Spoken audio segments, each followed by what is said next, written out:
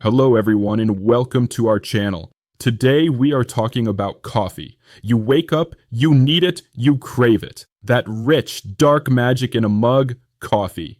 But is this daily ritual a health hack or a ticking time bomb? Everyone knows about the caffeine kick, but the truth about coffee, its deep health impacts, its hidden nutrients, and its sneaky effects on your sleep is far more complex. Today, we're cutting through the noise. We're going to cover the pros, the cons, the other compounds, and give you the science-backed guide to using coffee without letting it use you. Let's start with the good. Coffee is often called the #1 source of antioxidants in the Western diet.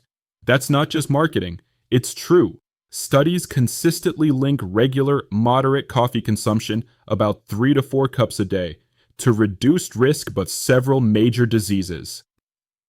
We see a strong association with a lower risk of type 2 diabetes, Parkinson's disease, and even certain types of cancer like liver and colorectal cancer.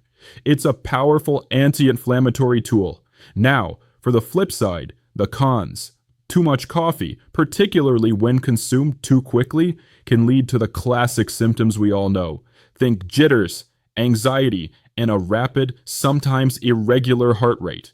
For people genetically sensitive to caffeine or those with pre-existing anxiety conditions, coffee can exacerbate these issues significantly.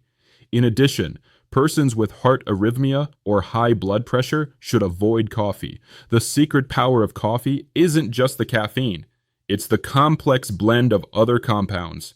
Let's look at the actual nutrients in coffee and whether they are beneficial. First up are chlorogenic acids, CGAs. These are the true antioxidant heroes. They are powerful polyphenols that are thought to slow the release of glucose into the bloodstream after a meal, which is fantastic for metabolic health. Unfortunately, roasting reduces them, so lighter roasts contain more. Coffee also provides magnesium and B vitamins. Believe it or not, a cup of coffee delivers small but measurable amounts of essential nutrients like vitamin B2 riboflavin, B3, niacin, and magnesium. These support energy metabolism and nerve function. Finally, diterpenes, caffeine, and caffeine are found in coffee. These are fat-like molecules. While they have shown some anti-inflammatory properties in labs, they are known to significantly raise LDL, bad cholesterol. The crucial takeaway is that the brewing method matters.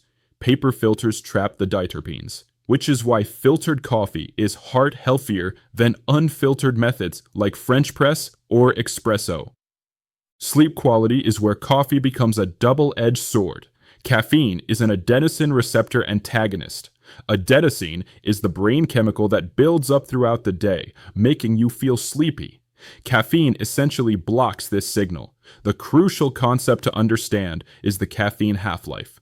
This is the time it takes for your body to eliminate half of the caffeine you consumed. For most healthy adults, this period is about 5 hours. What does this mean in practice? If you drink 200 milligrams of caffeine at 4 p.m., by 9 p.m., you still have 100 milligrams actively circulating. By 2 a.m., you still have 50 milligrams actively impacting your sleep. To ensure caffeine doesn't disrupt your deep sleep cycles, you should aim to stop consuming at 8 to 10 hours before bedtime. This allows your body to clear enough of the substance to let adenosine build up naturally. If you plan to sleep at 10 p.m., your last coffee should ideally be no later than noon or 2 p.m.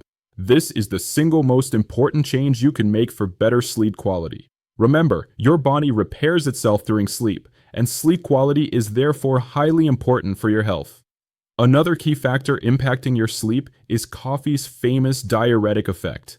Yes, coffee makes you pee, but it's not as simple as caffeine makes you thirsty. Caffeine is a mild diuretic because it temporarily inhibits the release of vasopressin or antidiuretic hormone, ADH, in your body. When ADH is suppressed, your kidneys increase urine production.